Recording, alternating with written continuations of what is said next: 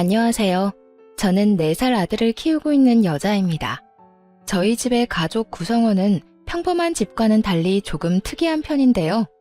어쩌다가 특이한 가족 구성이 되었는지 제 사연 한번 들어보실래요? 저는 아파트 관리사무소에서 회계 업무를 보는 일을 하고 있었어요. 제 일 중엔 회계 업무 말고도 중요한 다른 일이 있었는데요. 그건 바로 노인정 살림을 사는 일이었어요. 일을 하며 남는 시간엔 아파트에 마련된 노인정에 가서 청소를 돕는다거나 최소한의 구비 물품들을 체크해야 하는 일도 맡아서 하고 있었는데 그곳에서 친하게 지내는 분이 계셨습니다.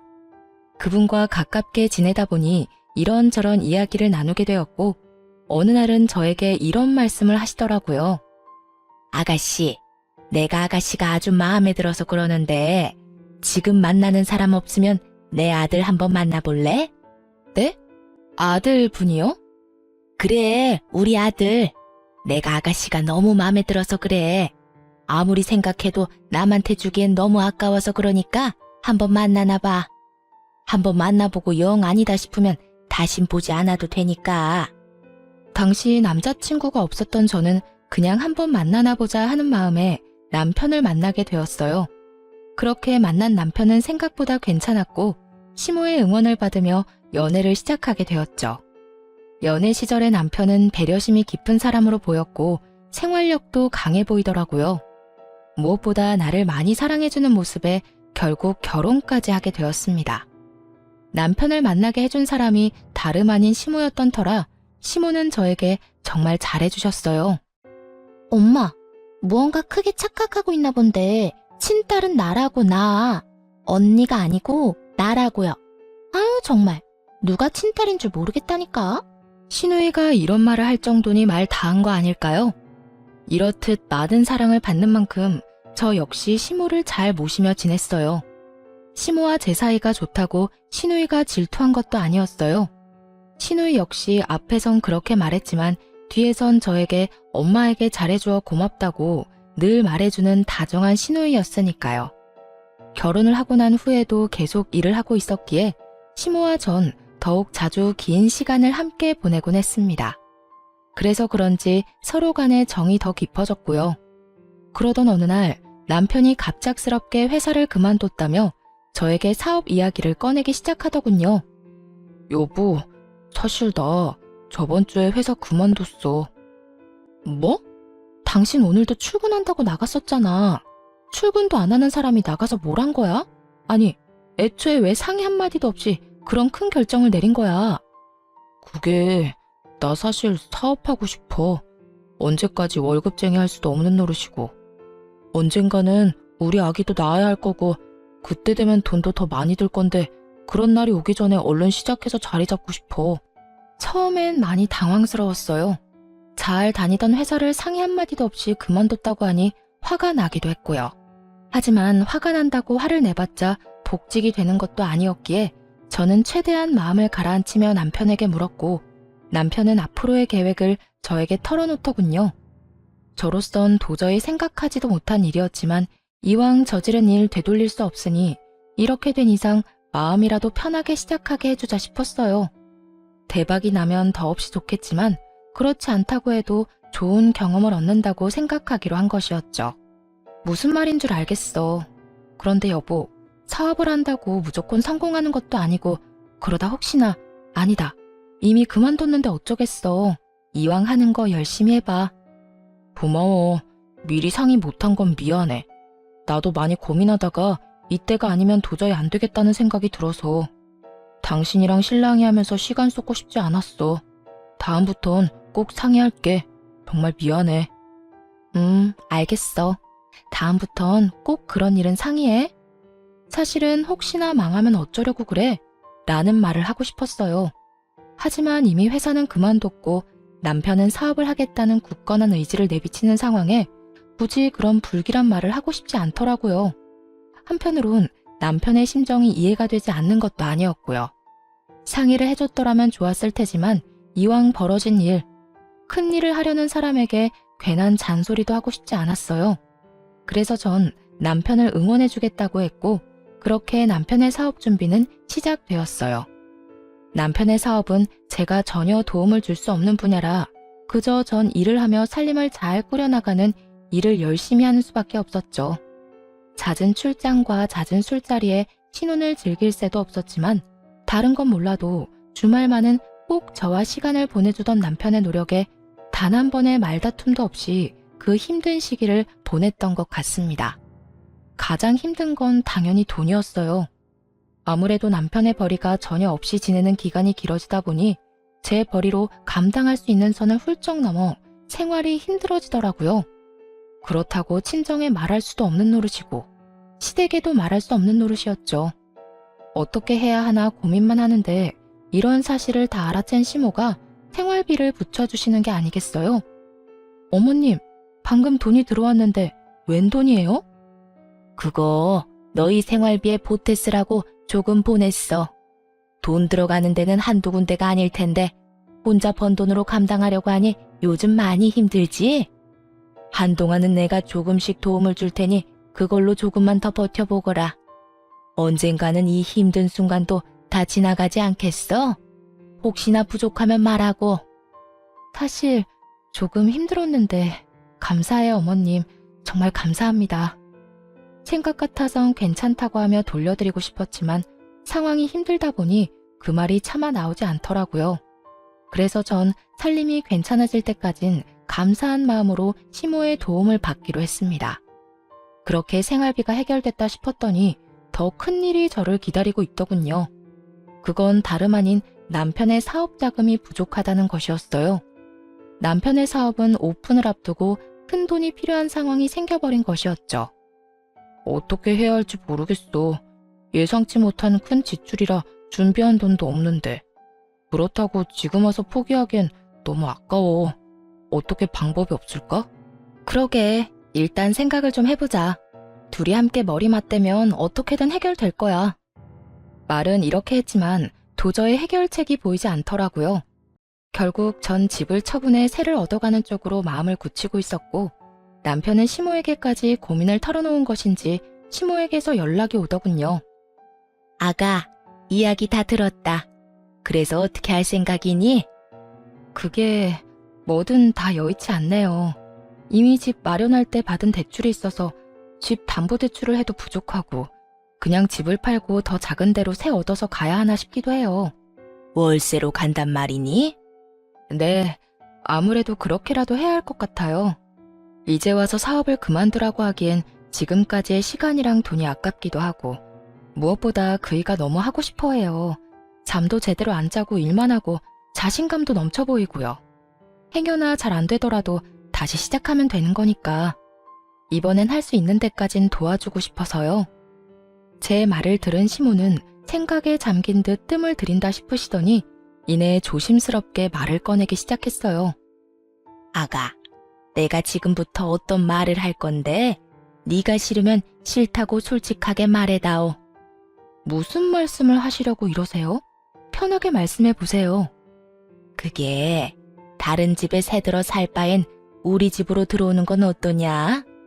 아무래도 월세 내고 사는 돈이 아깝기도 하고 네 남편 계속 바빠질 텐데 너 혼자 그렇게 두는 것도 마음에 걸리기도 해. 네 생각은 어떠니? 많이 불편할 것 같니? 감사하더라고요. 그렇지 않아도 월세를 내는 것이 아깝기도 한 상황이었는데 먼저 나서 집으로 들어오라고 해주시니 참 감사하면서도 죄송했어요. 시모의 말에 저는 재빠르게 감사의 마음을 전하며 그렇게 하겠다고 했습니다. 아니요, 저는 너무 좋아요. 어머님, 너무 감사해요. 저희가 들어가면 불편한 점이 한둘이 아닐 텐데 괜찮으실까요? 그럼 괜찮고 말고. 그리고 감사는 무슨. 다른 것도 아니고 내 아들놈 사업한다고 집까지 팔 상황인데 이 정도는 당연히 해야지. 생각 같아선 돈으로 도와주고 싶다만 나도 지금은 다 묶여 있어서 그럴 여유는 없구나. 그리고 네가 불편할까봐 걱정인 게지. 난 너랑 사는 거 불편하지 않아. 오히려 좋은걸? 그러니까 내 걱정은 말고 너만 괜찮다면 함께 살자꾸나. 그리하여 저흰 집을 처분하고 시댁으로 들어가게 되었고 시모 역시 가지고 있던 자금 조금을 남편에게 주게 되었죠. 자금이 해결되고 나니 남편은 더욱 바빠지기 시작했고 저는 시모와 더 많은 시간을 보내며 더욱 두터운 정을 쌓아가고 있었어요. 그렇게 3년이란 시간이 지났고 그 사이 남편의 사업은 자리를 잡게 되었습니다. 사업이 안정되니 그만큼 벌이도 좋아졌고 생활비를 넉넉하게 주니 여유로운 생활이 가능해졌죠. 그런 상황에서도 분가는 생각하지도 않았었는데 그 이유는 무엇보다 시모와 지내는 시간이 너무 좋았기 때문이었어요. 평일엔 바쁜 남편을 대신해 시모와 데이트를 하기도 했고 주말엔 세 사람이 외식을 하는 그 시간이 너무 행복하더라고요. 그래서 전 분가는 생각지도 않고 지내게 되었고 행복하게 지내던 어느 날 임신 사실을 알게 되었습니다. 어머님, 저 임신했어요. 오늘 병원 다녀왔는데 6주 됐다고 하더라고요. 뭐? 그게 사실이야? 고생했다, 고생했어. 그래서 요즘 계속 피곤해 보였나 보다. 그런데 혼자 병원에 다녀온 게야? 같이 가자고 했어야지. 왜 혼자 간 거야? 혹시나 아니라고 하면 어머님 너무 실망하실까 봐요. 이럴 줄 알았으면 같이 갈 거 그랬나 봐요. 심장 소리 듣는데 남편보다 어머님 생각이 더 많이 나는 거 있죠? 어머, 심장 소리도 들었니? 다음엔 나도 꼭 데리고 가주렴. 아범은 알아? 네, 오는 길에 통화했어요. 오늘 일찍 들어온대요. 그래, 아주 축하할 일이야. 다시 한번 고생했어, 우리 며느리. 제 임신 소식에 저보다 더 기뻐하는 시모를 보며 제가 다른 건 몰라도 정말 시집 하나는 잘 왔구나 하는 생각마저 들더라고요. 그렇게 저는 더욱 단란한 시간들을 보내게 되었어요. 하지만 어느 가정이나 조금씩의 문제는 다 있듯이 저희 가정에도 조금의 문제는 있었습니다. 그건 다름 아닌 남편이었는데요.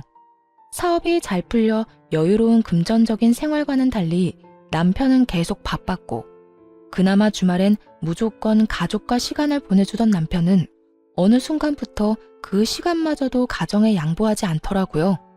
사업이 잘 되면 잘 될수록 남편은 주말조차도 일을 한다며 집을 비우는 일이 허다했으니까요. 전 그때까지도 남편이 허튼 짓을 한다고 생각은 전혀 하지 못한 상태였어요.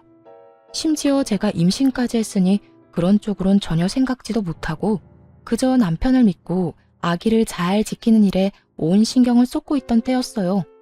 지금 생각하면 제가 참 안일하다 싶기는 한데 그땐 전 미련스럽게도 남편은 믿어 의심치 않았죠.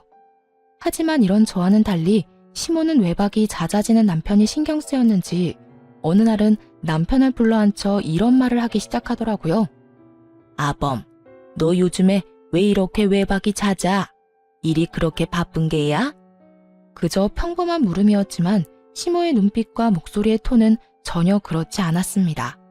그게 뭐든 다 꿰뚫고 있다는 눈빛과 꽤 화가 났지만 애써 담담하게 누르고 있는 목소리에 저마저도 압도될 것만 같더군요. 네, 어머니. 일이 안정되긴 했는데 유지하려니까 더 바빠지는 것 같아요. 직원한테 맡기는 것도 한계가 있고 무엇보다 제가 다 확인해야 마음이 편하기도 하고요. 남편은 재빨리 자신의 입장을 설명하며 이때껏 가정의 소홀한 이유를 설명했지만 그것으로 시모의 언짢음은 풀릴 기미가 보이지 않았어요. 아무리 그렇다고 한들 잠은 집에 와서 자거라. 몸 상하는 것도 걱정이지만 네 아내 생각도 걱정이야. 신혼 때부터 지금까지 사업한다는 이유로 가정에 너무 소홀하지 않니? 돈 잘 벌어다 주는 게 다가 아니다. 집에서 가족들하고 시간을 보내야 할 것 아니니? 내가 혜정이랑 결혼한 것도 아니고 남편이랑 보내는 시간보다 시험이랑 보내는 시간이 더 많다는 게 말이 된다고 생각해? 죄송해요. 앞으로 집에 신경 더 쓸게요. 시모의 조용한 핀잔에 남편도 조금은 반성하는 듯 했지만 시모는 그런 남편을 한 번 더 밀어붙이더군요. 나한테 죄송할 게 아니라 네 집사람한테나 미안하게 생각해. 네 일이 누구 덕에 잘 되는지 늘 생각하고 네 집사람한테 고마워하란 말이다. 이제 애도 태어날 건데 어느 정도 자리 잡았으면 욕심 그만 부리고 일보단 가정에 좀 신경 쓰고. 네, 어머니. 여보, 미안해. 앞으로 내가 집에 신경 좀 더 쓸게.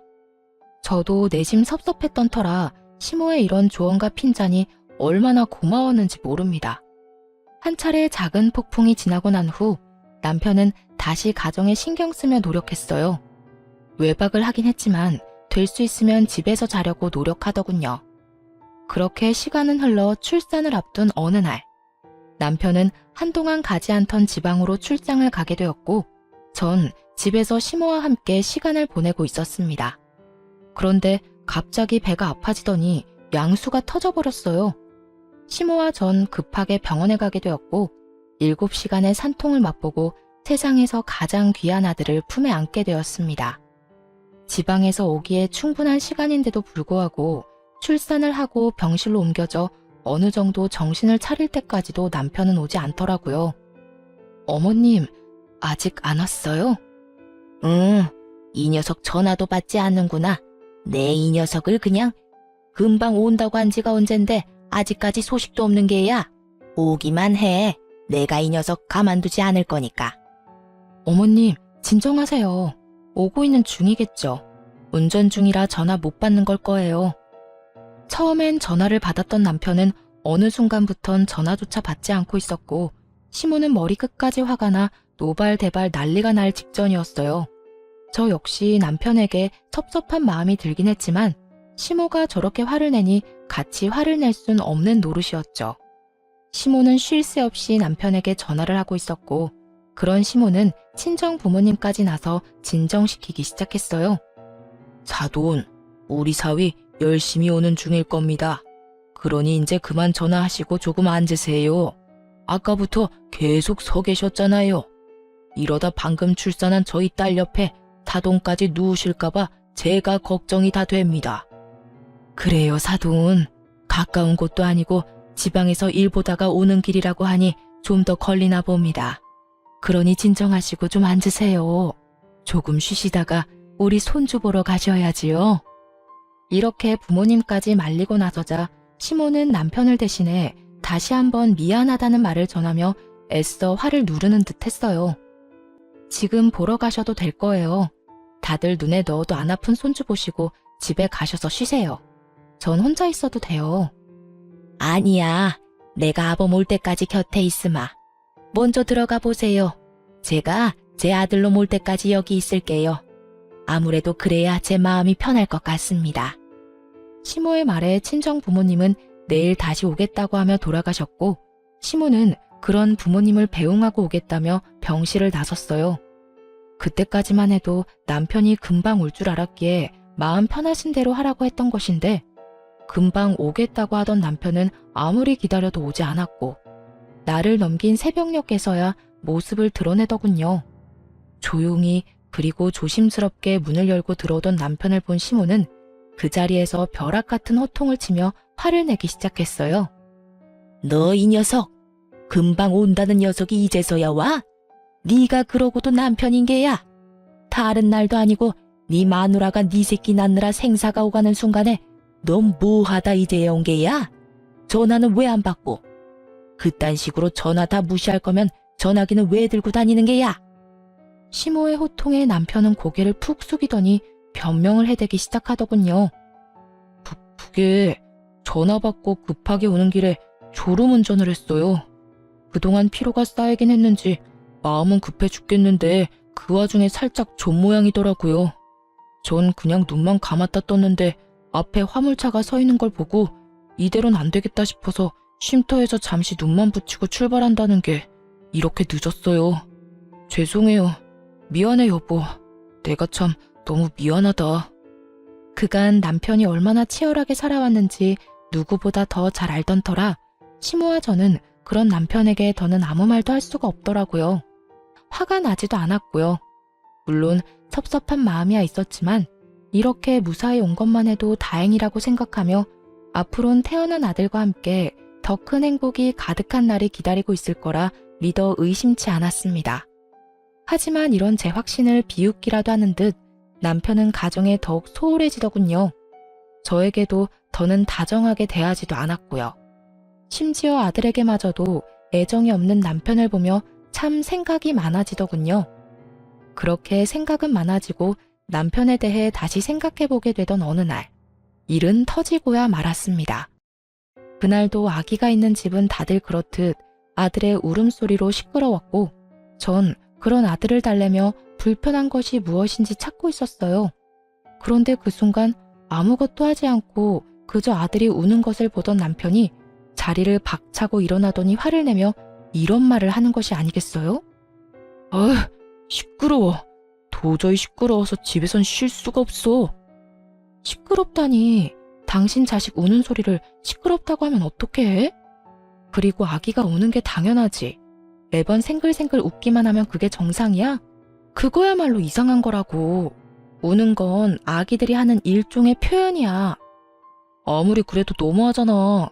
모처럼 집에서 좀 쉬려고 해도 쟤 때문에 도무지 쉴 수가 없다고. 쟤? 우리 아들이 남이야? 쟤 얘라고 하게?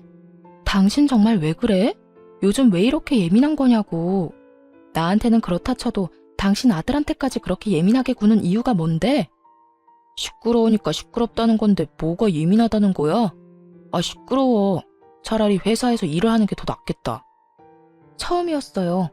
남편과 언성을 높여가며 싸운 일 말이에요. 저는 화를 내는 남편이 도저히 이해가 되지 않았어요. 우는 소리가 시끄럽고 듣기 싫을 수는 있다고 하나 아기 우는 것은 당연하였고 남도 아닌 자기 자식인데 저렇게까지 예제하며 화를 낼 일은 아니라고 생각했으니까요.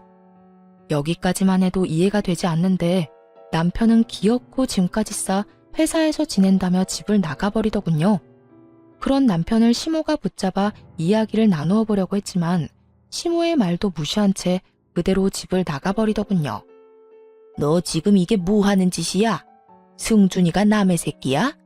어떻게 네 새끼한테 그딴 식으로 굴 수 있단 말이야? 그리고 네 마누라한테는 어떻고? 네가 이렇게까지 잘된 게 누구 덕인데? 제가 잘된 건 제가 죽을 만큼 노력했기 때문이에요. 그 누구의 덕도 아닌 다 제가 노력한 만큼 잘된 거라고요. 그러니까 어머니도 그만 좀 하세요. 저도 좀 쉬고 싶다고요. 평소 시모의 말이라면 끔뻑 죽던 남편이었는데 시모에게 고함을 치며 화를 내더군요. 그런 남편의 모습에 시모도 많이 놀란 듯 남편을 잡은 손을 힘없이 떨궈버리더라고요. 그렇게 집을 나가버린 남편은 3일째 집으로 돌아오지 않고 있었고 시모는 도저히 안 되겠다 싶으셨는지 저에게 남편의 회사로 가보자고 하더군요. 저 역시 가만히 손 놓고 있을 문제는 아니라고 생각했던 터라 아들을 친정에 맡기고 함께 회사로 가게 되었죠. 남편의 회사로 찾아가니 남편이 자리에 없어 직원에게 물어보니 아마 회사 근처 고급 일식당에 있을 거라고 하더군요. 식사 시간이 아닐 때라 조금 의아하긴 했지만 저와 시모는 일단 식당으로 가게 되었죠. 혹시나 거래처 사람을 만나 중요한 이야기를 나누고 있으면 어떻게 하지? 하는 우려와 함께 말이죠. 하지만 이런 저의 우려와는 달리 룸에서 나오는 남편의 곁엔 젊은 여자가 자리하고 있더군요. 남편은 다른 여성과 어깨를 두르고 있었고 그 여성은 남편의 품에 기대며 치맛자락을 정리하면서 룸에서 나오고 있었습니다. 더 충격적인 건 상간녀의 정체였습니다. 사업이 자리를 잡고 바빠질 시기에 제가 면접을 직접 봐서 뽑았던 30대도 되지 않은 격리 겸 비서였기 때문이었죠. 제 손으로 남편의 상간녀가 될 사람을 회사에 넣었다니 충격이 클 수밖에 없었죠. 오빠, 이제 회사 들어가야 하는 거야? 나 좀 피곤한데 그냥 쉬면 안 되나? 안 되긴 왜 안 돼. 피곤하면 쉬어야지.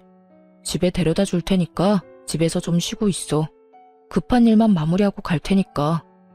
정말? 그래주면 나야 고맙지. 별것이 다 고맙다. 이런 걸로 고마워하지 마. 앞으론 이 모든 게 당연해질 테니까 지금부터 적응하라고. 우리 오빠 최고야. 얼른 이혼하고 내 남자 됐으면 좋겠다. 언뜻 들리는 두 사람의 대화로 남편의 외도가 확실해지는 순간 저는 믿을 수 없는 현실에 그 자리에서 굳어버렸고 시모는 그대로 남편에게 다가가 아무 말도 없이 남편의 얼굴을 향해 손을 올렸습니다. 남편은 많이 당황한 듯 아무 말도 못하고 맞은 볼만 어루만지고 있었고 상황 파악이 되지 않은 상간녀가 시모를 밀치며 화를 내더군요. 할머니, 미쳤어요? 누군데 감히 우리 오빠 뺨을 때리는 거예요? 이 할머니 미쳤나봐. 오빠, 괜찮아? 상간녀의 행동에 시모는 바닥에 고꾸라져 버렸고 그 모습을 본 저는 그대로 상간녀에게 달려가 상간녀를 있는 힘껏 밀어버리고 시모를 일으켰어요. 그런데 시모가 바닥에 고꾸라졌을 때는 미동도 없던 남편놈이 제가 상간녀를 밀어버리자 급하게 달려나가 상간녀를 구해주더군요. 시모는 그 모습을 보고 한장하는 얼굴로 고함을 질렀어요. 너, 이 애미가 쓰러지는 건 네 눈에 보이지 않는 거냐? 어머니, 그게 아니라... 난 지금 이 순간부터 네 엄이 아니다. 그런 줄 알고 네 옆에 그 멍청한 년이나 챙기거라. 시모는 그대로 저를 데리고 집으로 돌아와 버렸고 얼마 지나지 않자 남편도 상간녀를 데리고 집으로 들어오더군요. 그리곤 시모 앞에 나란히 무릎을 꿇고 앉아 상황을 설명하기 시작했어요. 이런 와중에도 저에겐 미안한 기색 하나 없이 저를 아예 없는 사람 취급하는 남편을 보며 정말 오만 정이 다 떨어지더군요. 어머니, 저 이 여자랑 살고 싶습니다. 더는 집사람이랑 사는 것도 싫고 사랑하지도 않아요. 사랑하지도 않는 사람이랑 계속 살아서 뭐 하겠어요? 서로 상처만 될 뿐이지. 그러니까 저 이 사람이랑 살게 해주세요. 너 지금 그걸 말이라고 짓거리는 게야? 너 승준이 아빠다. 승준이 아직 돌도 안 지났어. 그런데 이혼을 하고 싶어? 다른 여자랑 살고 싶다고? 가만. 그러면 너 혹시 승준이 태어나던 날도 저 년이랑 있다가 늦은 게야? 네, 맞아요.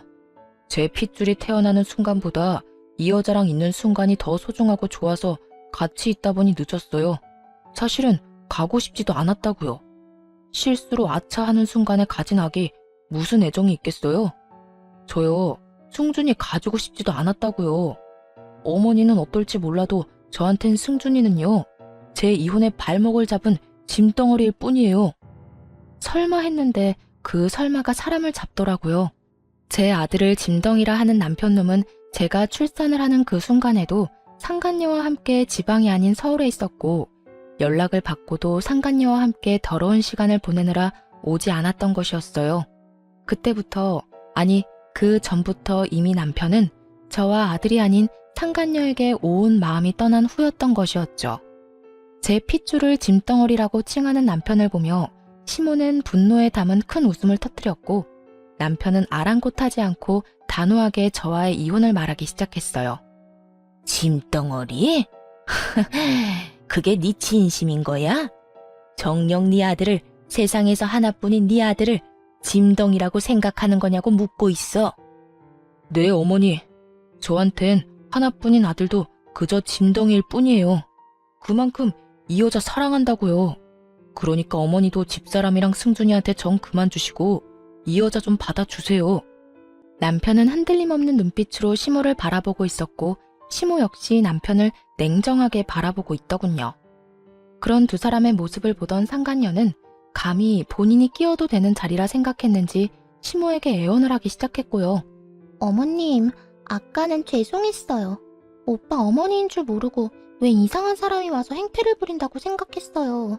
어디 다치신 곳은 없으시죠? 상간녀의 물음에 시모는 대답 대신 매서운 눈빛으로 노려봤고 상간녀는 시모의 눈을 피하지도 않고 말을 이어나가더군요. 저 마냥 예쁘게 보이지 않는다는 거 잘 알아요. 그런데 저 진짜 오빠 사랑하거든요.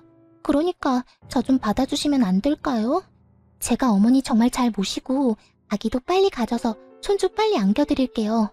저 가정교육도 잘 받아서 음식도 잘하고요. 내줘도 저 여자보다 잘할 자신 있어요. 아, 참나. 가정교육을 잘 받았다는 년이 남의 남편이랑 이딴 짓을 저질러? 도대체 어떤 가정교육을 받으면 외도나 저지르면서 조강지쳐 쫓아낼 생각을 한다니 말이야? 어머님, 그 점은 저도 유감이긴 한데 그래도 너무 사랑하는 거 어떻게 하겠어요. 자식 이기는 부모 없다고 어머님이 이해해주세요. 제가 잘할게요. 그 입 다물지 못해? 누가 네 어머님이야? 네가 여기서 말할 처지나 된다고 생각하고 말을 하는 게야? 이 자리가 어떤 자리인 줄 알고 감히 말을 섞으려 들어? 시모의 호통에 상간녀는 고개를 숙이며 입을 다물었고 시모는 거친 숨을 내쉬더니 저에게 물어왔습니다. 아가, 아니 혜정아, 네 생각은 어떻니? 앞으로 어떻게 했으면 좋겠어? 전 이혼하려고요. 서로 저렇게 죽고 못 사는 사이라고 하는데 이혼하는 게 맞는 것 같아요. 승준이가 마음에 걸리기도 하지만 승준이를 짐덩어리라고 하는 사람을 계속 제 아들 아빠로 살게 하는 건 저 역시 소름 끼치게 싫어서요. 전 이미 정이 떨어질 대로 떨어진 상태였고 무엇보다 제 아들을 저딴 식으로 취급하는 남자와 더는 한 집에서 같은 공기를 쉰다는 것 자체가 구역질이 나는 지경이었습니다. 그래서 저 역시 이혼을 하겠다고 단호하게 말했고 제 말에 시모는 다 맞는다는 듯 고개를 끄덕이더군요. 내 생각도 같다. 저런 인간 같지도 않은 쓰레기를 귀한 승준이와 네 곁에 계속 두는 거 나도 싫다. 두 사람 이혼하거라. 대신 넌 앞으로 승준이 2번 다시 보지 않겠다는 각서 쓰거라.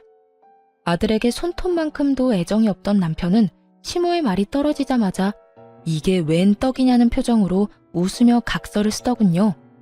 자식 버리는 부모의 표정이 너무 티없이 밝아 참 어이가 없으면서도 허망하더군요. 저런 인간도 남편이라고, 아기 아빠라고 같이 살았으니 말이죠. 그렇게 전 비교적 빠르게 이혼을 하게 되었습니다. 재산 분할 위자료는 다 저에게 좋은 쪽으로 끝이 났고 상간녀에게도 위자료를 받았어요. 그것 역시 전 남편의 지갑에서 나온 돈이었겠지만요. 여러모로 저에게 유리한 이혼이었는데 이혼을 하고 나니 저에겐 더 큰 재산이 기다리고 있더라고요. 이거 바꿔라. 이건 그놈 사업 시작할 때 집 팔아 투자한 돈이랑 내가 투자한 돈 넣은 통장이고 이건 내 재산 관리하는 분 명함이다. 알고 보니 시모는 저희가 집을 팔아 합가를 할 당시 저도 모르게 전 남편에게 각서를 쓰게 했다고 하더군요. 시모나 제가 원할 시엔 시모가 투자한 돈을 비롯해 집을 팔아 투자한 사업 자금을 다시 반환한다는 각서 말이죠. 아파트를 팔아 투자한 돈은 반환 시점의 시세에 맞춰 반환하되 시세가 투자할 시점보다 낮을 시엔 투자금만 반환한다는 내용도 넣었다고 하셨고요. 어떻게 되든 제가 손해보는 일은 없도록 하신 것이었죠. 시모는 저의 이혼이 마무리될 때쯤 변호사까지 선임해 그 돈을 다 받아왔다고 하더라고요. 어머님, 돈은 알겠는데 명함은 왜 주시는 거예요? 내 남은 재산 다 너한테 넘기려고 한다. 내가 하려고 하니 너무 복잡하기도 하고 네가 나서서 작성해야 하는 서류도 많다고 하니 네가 직접 만나서 정리 좀 해. 아무래도 늙은 나보다 젊은 네가 나서면 더 빨리 일 처리가 되지 않겠어? 통장에 찍힌 금액만 해도 놀라운데 시모의 재산까지 준다고 하니 멍하더라고요. 단 한 번도 생각해 본 적 없는 금액이었으니까요. 전 가까스로 정신을 차리고 시모에게 언제부터 이런 계획을 세운 것인지 물어봤어요. 어머님, 언제 이런 걸 다 준비하셨어요? 진작 다 이렇게 하려고 했던 거였어. 투자금 회수는 그놈이 그딴 짓을 저질러서 다 뺏어온 거였지만 내 재산은 너하고 우리 딸한테 주려고 했었어. 그 시기를 앞당긴 것뿐이었지. 내가 늘 말했지? 너도 내 딸이라고. 내 딸이 돌도 안 된 아들을 혼자 데리고 살아야 하는데 이 정도도 부족하단다. 아무리 그렇다고 한들 너무 가분한 금액이란 생각이 들더라고요. 받은 위자료도 있고 재산 분할도 잘 받았던 터라 더는 시모에게 손을 벌리고 싶지도 않았고요. 어머님, 아무리 그래도 이건 너무 많아요. 전 아파트 처분한 돈 중에 제 몫만 나눠받아도 충분해요. 나머진 어머님 노후자금 하세요. 전 제 몫을 뺀 나머지는 받지 않겠다고 했고 시모는 한사코 제 손에 통장을 쥐어주시며 이렇게 말씀하시더군요. 노후자금은 따로 마련해 놨어. 그러니까 그냥 다 바꿔라. 이혼하기 전에 다 넘겨주면 그놈이 또 이혼 안 한다고 난리 부릴까봐 지금에서야 준단다. 투자금 회수한 것도 내가 다시 돌려줄 거라고 믿어 의심치 않던 눈치던데 어림도 없는 소리지. 그 사람이 가만히 있지 않을 텐데요. 이 사실을 다 알게 되면 분명 어머님 찾아가서 난리를 부릴 거예요. 난리를 부리고도 남을 사람이었죠. 여자 때문에 조강지쳐도 아들도 다 버린 놈인데 그 큰돈 앞에선 어떻게 변해버릴지는 아무도 모르는 일이니까요. 시모는 이런 제 우려는 걱정도 하지 말라는 듯 살짝 미소를 지으며 저에게 이렇게 말했습니다. 그런 걱정은 하지도 마라. 집도 내놨어. 아예 찾아오지도 못하게 그놈 모르는 곳으로 이사할 거다. 그러니 너도 다신 찾아오지도 못하게 멀리 이사하거라. 그리고 그 돈은 꼭 받아. 내가 훗날 필요하면 말할 테니 그때 나 용돈이나 좀 주려무나. 내가 가지고 있으면 다 그놈 몫이 될 건데 나는 그 꼴 못 본다. 알겠지? 그래도 어머님, 너무 많아요. 살아봐라. 이 돈이 많은지 내 재산이 많은지. 사람 앞일 모르는 거라고 언제 어디서 큰 돈이 필요할 줄 누가 알겠어. 그러니 살 날 많이 남은 넌 잔말 말고 받아. 이렇게까지 하는데 어쩔 도리가 없더라고요. 잘 가지고 있다 훗날 필요하실 때 다시 돌려드리면 되겠다 하는 생각이 들기도 했고요. 어찌되었든 전 시모와 연을 끊지 않고 가깝게 지낼 계획이었거든요. 결국 전 돈을 비롯해 나머지 재산도 정리해 넘겨받게 되었습니다. 그 후 모든 사실을 안 전 남편이 제가 잠시 친정에 머물고 있다는 사실을 알고 친정으로 와 울고불고 하며 매달리기 시작하더군요. 여보, 나 많이 원망했지? 내가 미안해. 당신 같은 여자가 어디 있다고 내가 미쳤었어. 이제 와서 반성이란 걸 하는 거야? 내 마음에 대못이란 대못은 다 박아놓고선 이제 와서 뭐? 미안? 미쳤었다고? 대단하다 대단해. 고작 그런 말로 내 마음이 풀릴 거라고 생각하는 거야? 내가 무릎이라도 꿇으면 당신 마음이 풀리겠어? 당신 마음이 풀리기만 한다면 나 이깟 무릎 얼마든지 꿇을 수 있어. 이렇게 말한 전 남편은 제 앞에서 무릎을 꿇고 싹싹 빌기 시작하더군요. 사실 이런 전 남편의 모습을 상상해 본 적이 있었어요. 상상 속에서는 조금 통쾌하기도 했는데 막상 제 앞에서 전 남편 놈이 무릎을 꿇고 비는 모습을 보는데 통쾌하기는커녕 미간이 절로 구겨질 만큼 역겹더라고요. 하지만 이런 제 심정을 알 리 없는 전 남편은 본인이 무릎까지 꿇고 빌면 제가 감동이라도 하며 받아줄 거라고 생각했는지 희망찬 눈빛으로 저를 힐끔힐끔 보며 눈치를 살피더군요.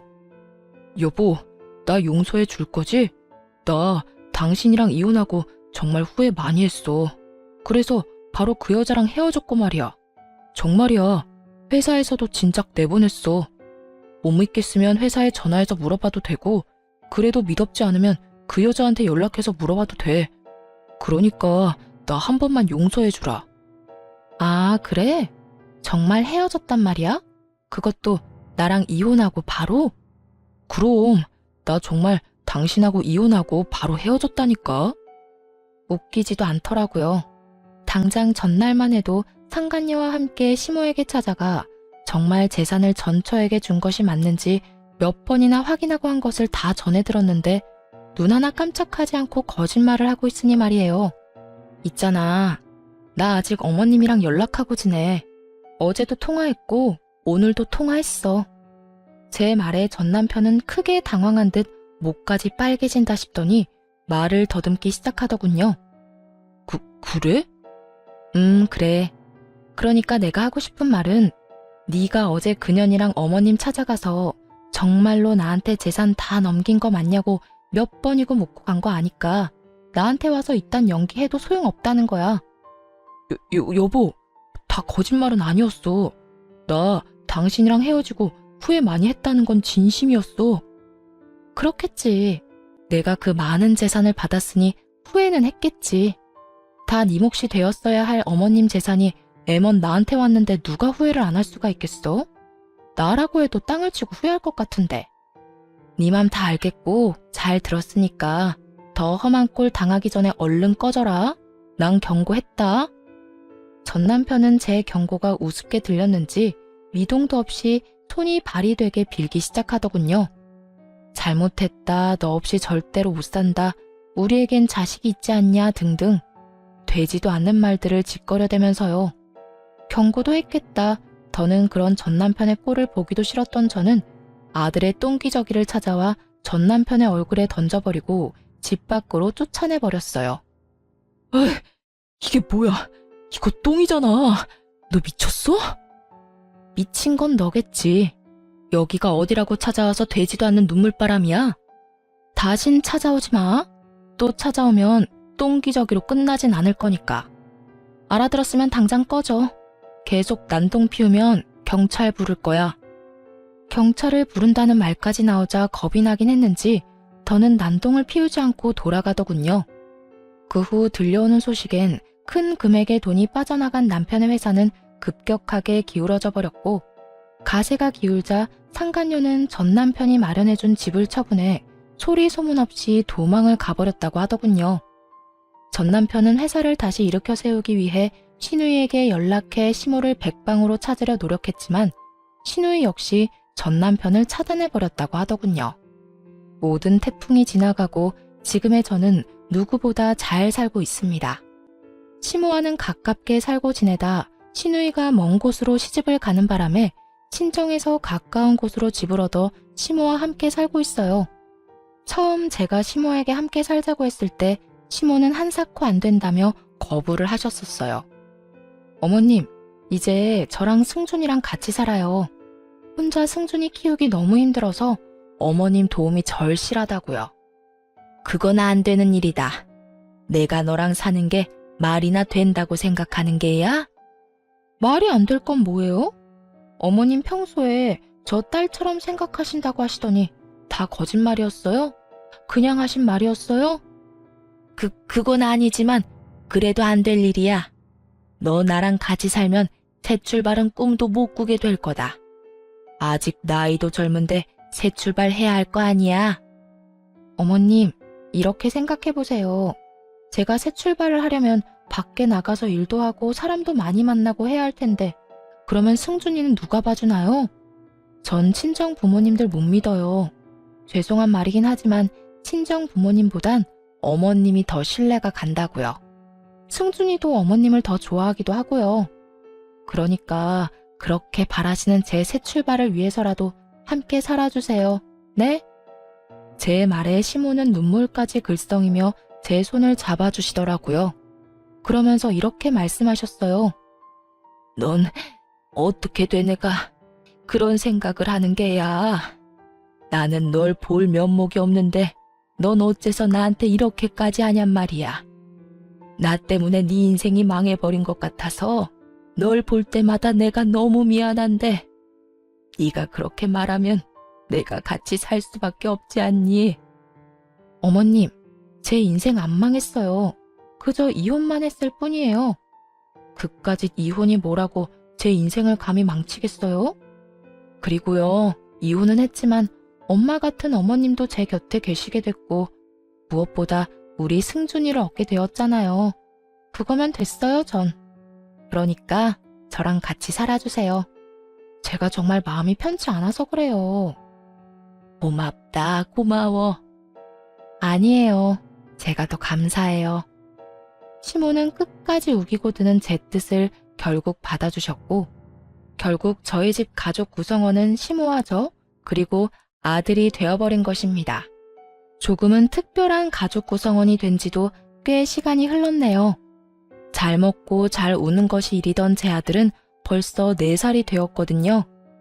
다행스럽게도 아들은 아빠의 빈자리가 느껴지지 않을 만큼 밝고 사랑스럽게 자라고 있어요. 시모와 전 여전히 사이가 좋고 요즘엔 어머님이란 호칭 대신 엄마라는 호칭으로 부르고 있을 만큼 더욱 가깝게 지내고 있답니다. 처음 엄마를 모시고 산다고 했을 때 친정 부모님께서 선뜻 그렇게 하라고 하신 것은 아니었어요. 하지만 엄마가 저에게 어떻게 하는지를 누구보다 가까이에서 봤던 터라 짧은 고민 후 저의 뜻대로 하라고 해주시더라고요. 지금은 저희 관계를 인정해 주시는 것을 넘어 함께 시간을 보내는 일도 많아요. 이렇듯 저는 특별한 가정 속에서 행복한 삶을 보내고 있습니다. 앞으로도 저는 특별한 인연으로 생긴 엄마와 함께 아들을 잘 키우며 행복하게 살아가 보려고요. 제 사연은 여기서 끝이 났습니다. 긴 저의 과거 이야기를 들어주신 모든 분 감사드립니다.